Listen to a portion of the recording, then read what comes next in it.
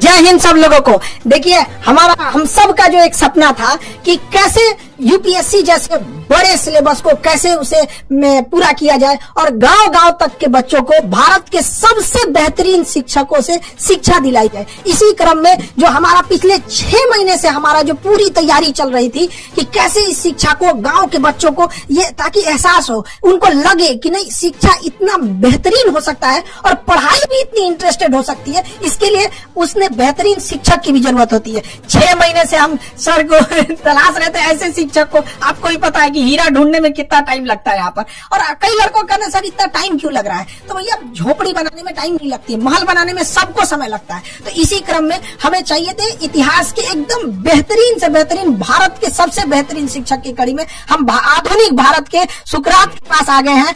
आज आप लोगों को रूबरू कराते हैं मणिकांत सर के, जो किसी भी परिचय के मोहताज नहीं है और इनके पढ़ाने का तरीका लाजवाब है।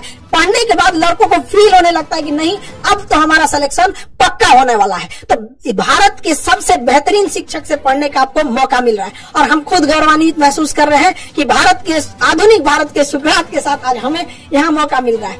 आप लोगों को भी यह मौका मिलेगा और आप लोग समझेंगे कि कैसे भारत का अब निर्माण होगा, क्योंकि जो विशाल अखंड भारत की जो परिकल्पना थी वो जैसे हमारा उस समय अखंड भारत चाणक्य जैसे विद्वानों से बना था, उसी तरह अब हमें आगे बढ़ना पड़ेगा हम सब लोग को। उस समय एक चंद्रगुप्त मौर्य ने देश को जोड़ा था, लेकिन आज हजारों चंद्रगुप्त मौर्य की जरूरत पड़ेगी।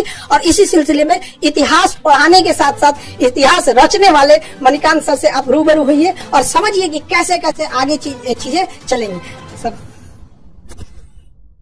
Thank you very much Khan साहब। पहली बात तो मैं खान साहब को बहुत बहुत इस बात के लिए धन्यवाद और ज्ञापित करना चाहूंगा कि इन्होंने इतना बड़ा मिशन शुरू किया।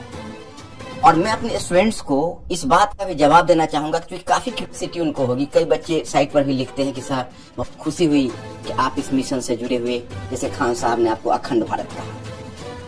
मैं आपको इस बात का अभी मैं आपके साथ कुछ शेयर करना चाहता हूँ क्योंकि मेरे स्टूडेंट्स, मेरा अपना मानना है और जो खान साहब का भी मैं देख रहा हूँ, इनका भी यह प्रिंसिपल रहा है कि मैनेजमेंट और स्टूडेंट्स के बीच, टीचर्स और स्टूडेंट्स के बीच कंप्लीट ट्रांसपेरेंसी होनी चाहिए। तो मैं पहले आपको बताऊं कि मैंने क्यों खान साहब के इस मिशन में शामिल होना स्वीकार किया। इन्होंने पहली बात जब कही तो मुझे काफी इम्प्रेसिव लगा। इन्होंने कहा कि देखिए ये कोर्स नहीं है, ये मिशन है, ऐसा मिशन जिसको हम पूरे भारतवर्ष में फैलाना चाहते हैं। और ये पिछले 20 ईयर से मैं सोच रहा था। अब देखिए इन्होंने एक बात कही तो मेरे रोंगटे खड़े हो गए क्योंकि मैंने आज तक कभी इस पर सोचा भी नहीं था। मैं पिछले 30 वर्षों से इस फील्ड में हूँ, इतनी कम उम्र में ये आइडिया इनके दिमाग में कैसे आया। इन्होंने कहा कि अभी लगभग 5 लाख बच्चे यूपीएससी में अपियर होते हैं और हम उसके नंबर्स को 20 लाख अगर कर दें तो क्वालिटी ऑफ स्टूडेंट्स बदल जाएगा, कंपोजिशन ऑफ स्टूडेंट्स बदल जाएगा और रूरल अर्बन का डिवाइड भी समाप्त हो जाएगा जो यूपीएससी में बना हुआ। ये मुझे बहुत अपीलिंग लगी। मुझे लगा कि भाई इनमें इतना जज्बा है। 5 लाख से 20 लाख, 15 लाख का एडिशन। अब ये तो यही बताएंगे कैसे करेंगे, लेकिन ये चूंकि बता चुके हैं तो मैं चाहूंगा कि भाई इन्हीं के मुख से आप सुने ये 5 लाख से 20 लाख कैसे करेंगे। सर का कहना है कि 5 लाख से, देखिए अभी लगभग 5 लाख लड़के यूपीएससी का फॉर्म भरते हैं, जिसके सबसे बड़े कुछ रीजन में है कि इतनी महंगी है यूपीएससी कि अगर आप सोचिएगा कि सस्ता में कहीं कर ले तो सर जैसे महान शिक्षक से पढ़ने का अवसर नहीं मिलेगा। और अगर सर जैसे महान शिक्षक से पढ़ने का मौका चाहिए तो आपके पास बहुत 2-3 लाख रुपए चाहिए। पहले के समय में एक ये था, सर जैसे कहें कि 20-30 साल से सर का भी ये सपना था कि अब देश बदलना है। तो इसी सिलसिले में अभी क्या है कि गांव के लड़कों को इतनी कम फीस में भारत के सबसे बेहतरीन शिक्षक से पढ़ने का जब मौका मिलेगा, मणिकांत सर जैसे शिक्षक से पढ़ने का मौका मिलेगा, तो नए नए लड़के जुड़ेंगे। और जो अभी 5 लाख लड़के फॉर्म भरते हैं, अब आने वाले समय में 20 लाख लड़के फॉर्म भरेंगे। तो जो पहले क्या था कि डीएम, एसपी, बड़े बड़े अधिकारियों का सिलेक्शन इन्हीं 5 लाख में होता था और ये जाके भारत के 140 करोड़ लोगों को कंट्रोल करते थे। अब क्या है, इसका दायरा बढ़ाना है ताकि ज्यादा से ज्यादा बेहतरीन लड़कों का सिलेक्शन हो सके। गरीब लड़का जो गांव में है, उसके पास पैसे नहीं है, तो इसका कोई अपराध नहीं है कि वो सर जैसे महान शिक्षक से न पढ़ सके। अब हम सारे लोग इसमें आगे बढ़ेंगे और ज्यादा से ज्यादा लोगों को यहाँ पे जोड़ा जाएगा ताकि देश निर्माण में आगे बढ़ाया जा सके। Sir thank you very much Khan साहब। इतनी बड़ी बात और मेरे ऊपर बहुत बड़ी रिस्पॉन्सिबिलिटी गिरी। मैं एक चाहूंगा कि एक बहुत ही कर्मठ सिपाही की तरह इस मिशन को जरूर आगे बढ़ाऊं क्योंकि ये मैं पिछले 20 ईयर से, जैसा इन्होंने कहा, 20 ईयर से मैं सोच रहा था। दूसरी बात कि मैंने खान साहब एक अखंड भारत शब्द का बहुत ज्यादा प्रयोग करते हैं, मेरे सामने भी किया। तो मैंने खान साहब से क्वेश्चन किया कि व्हाट डू मीन बाय अखंड भारत, आपको अखंड भारत से मतलब क्या है। तो खान साहब ने कहा कि देखिए इसके तो कई मतलब वैसे मैं निकालता हूँ, लेकिन एक जो मेरा बड़ा मतलब है वो ये है कि जैसे वल्लभ भाई पटेल ने पूरी भारतवर्ष का एकीकरण किया था जब उन्होंने स्वतंत्रता के बाद उसका एक तरह से आप कहिए तो प्रिंसली स्टेट्स का जो देसी रियासत थे उनका विलय किया। लेकिन इंडिया एजुकेशनली बहुत डिवाइडेड रहा और 16% साक्षरता मात्र 75% तक पहुंच गई है। तो साक्षरता का हाल है और शिक्षा का तो हाल मत पूछिए। इनका कहना है कि हम डिजिटल इस रेवोल्यूशन से हम पूरे इंडिया की एजुकेशन के इस फासला को तय करेंगे। भाई ये तो बहुत बड़ी बात है, इतनी कम उम्र में इतनी बड़ी बात इन्होंने सोची है।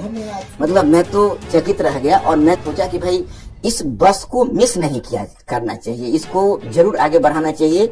और इतने बड़े मिशन में मैं और लोगों को भी कहूंगा, मैं सारे शिक्षक समुदाय से अपील करूंगा कि इस मिशन में आए। ये बहुत बड़ा मिशन होगा और इससे सेटिस्फैक्शन मिलेगा, हर आदमी को जीवन में एक मीनिंग मिलेगी। तो और दूसरा तो ये दो इनका मुद्दा रहा और इसी वजह से मैं इस प्लेटफॉर्म पर हूँ। तो मुझे लगता है कि मेरे स्टूडेंट्स लोग अभी मेरे इस क्वेश्चन का मतलब there question has already been answered. चलिए आप लोगों ने तो सुना होगा भाई, अभी मैं जुड़ा हूँ और मेरे कुछ बंधुवर्ग और भी अच्छे शिक्षक जुड़े हैं। मेरा विश्वास है और जब मैं इनकी आंखों में देखता हूँ तो मेरा विश्वास और भी बढ़ जाता है, क्योंकि मैंने इतना ऑप्टिमिस्टिक इंसान अपने लाइफ में बहुत कम देखा है।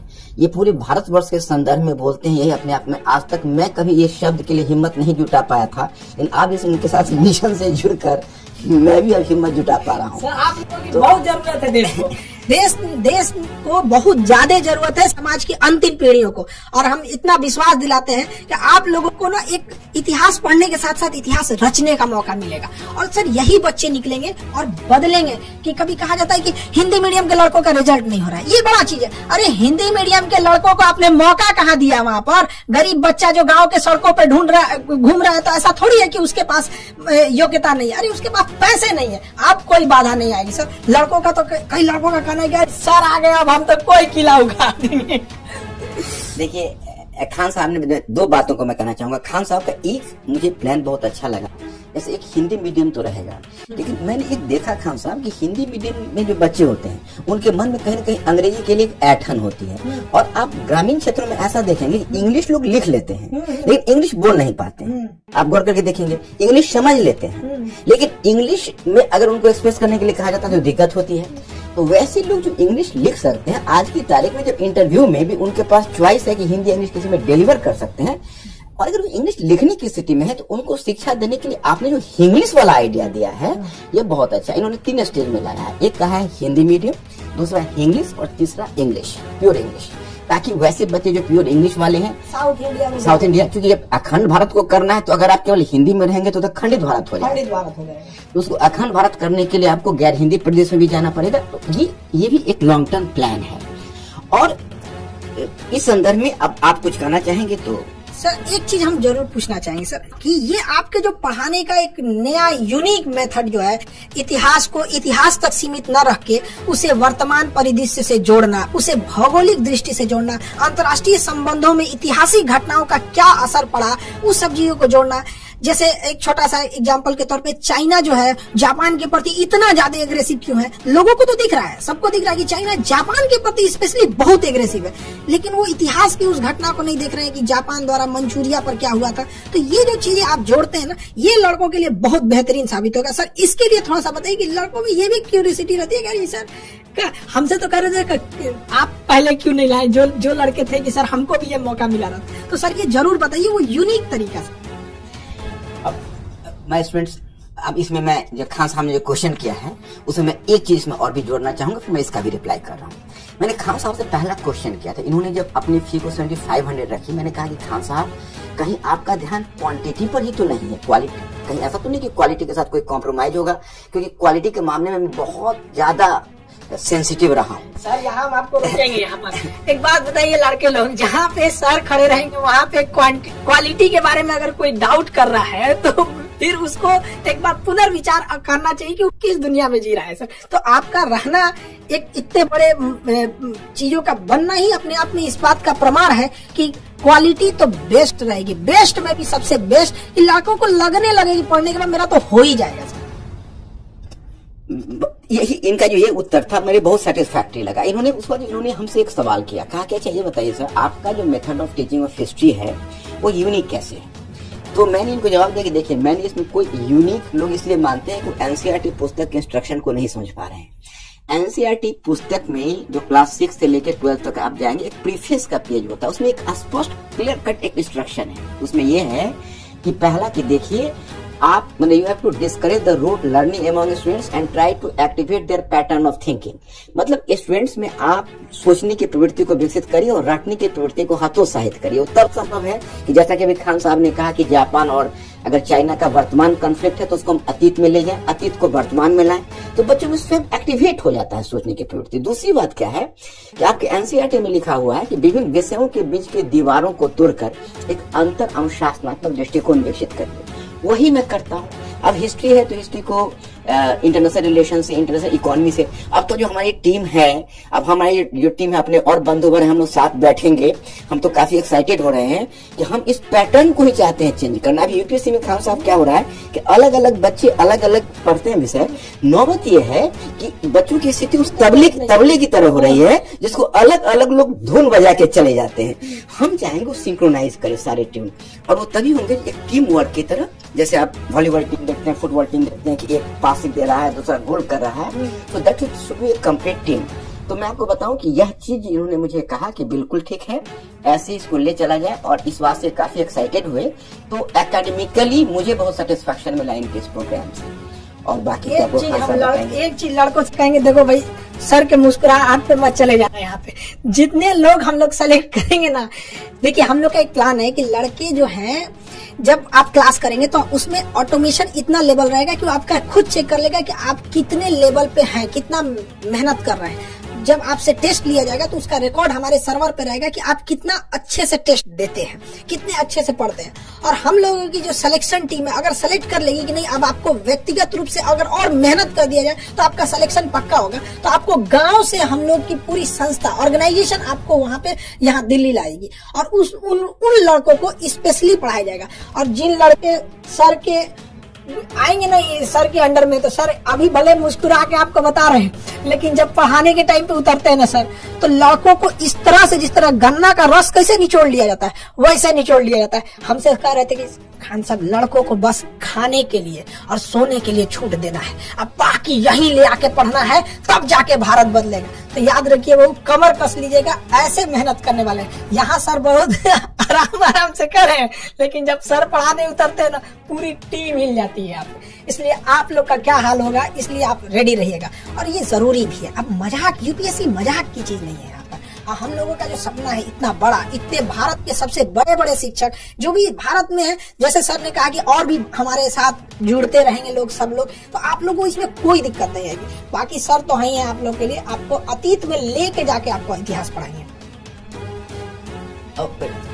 डियर स्टूडेंट्स, मैं आप फिर एक बार अपील करना चाहूंगा, आप लोग डरना मत बिल्कुल। खान साहब ने थोड़ा सा ज्यादा कर दिया। एक्चुअली है ऐसा कि थोड़ा डिसिप्लिन तो आवश्यक है। दूसरी बात है कि आप हमारे एजुकेशन सिस्टम तो आप देख ही रहे हो, आप लोग उसके प्रोडक्ट हो, और यूपीएससी में बड़ा लंबा गैप है, तो मेहनत तो करनी पड़ेगी। मेहनत में हम इतना ख्याल जरूर रखेंगे, पहले आपको विषय में इंटरेस्ट हो। सारे विषयों में हमारी पूरी टीम इस बात का ख्याल रखेगी कि पूरे विषय में इंटरेस्ट हो, और विषय में एक बार इंटरेस्ट लग गया तो फिर हम आपको मेहनत कराएंगे, तो वो मेहनत आपको प्रेशर नहीं लगेगा। You will enjoy the classes. I am confident about the fact. तो आप बस इस बात का तैयारी रखिए। और दूसरी बात यह है कि अभी बहुत सारे प्रोग्राम हमारे पास है, मतलब बहुत सारी योजनाएं, इनके साथ हमने बैठे खान साहब से बहुत चीजें डिस्कस की हुई है, अभी इम्प्लीमेंटेशन के प्रोसेस में है। मैं इनका जब गया हेडक्वार्टर जहां पर इन्होंने बनाया हुआ है, इतना बढ़िया इंफ्रास्ट्रक्चर इन्होंने बनाया हुआ है और इतनी बड़ी तैयारी देखकर मैं दंग रह गया। मैं अचानक से कोई ये निर्णय नहीं लिया, मैंने इनकी तैयारी बहुत है लेकिन 2-10 मिनट में समझाना मुश्किल है।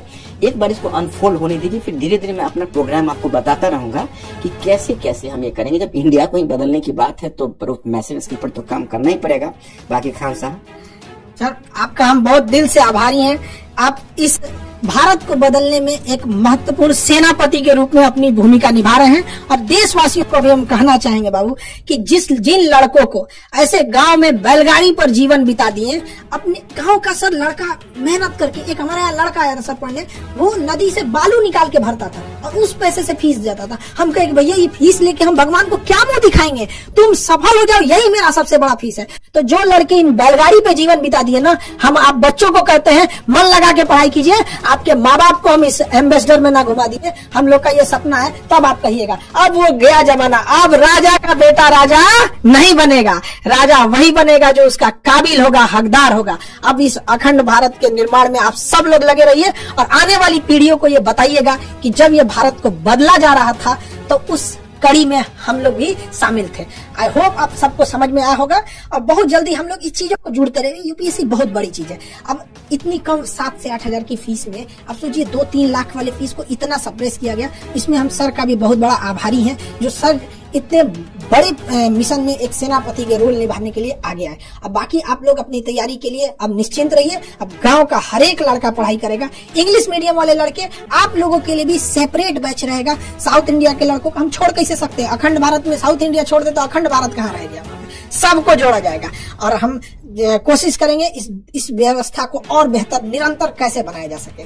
आई होप आप समझे होंगे। मिलेंगे नेक्स्ट क्लास में। जय हिंद।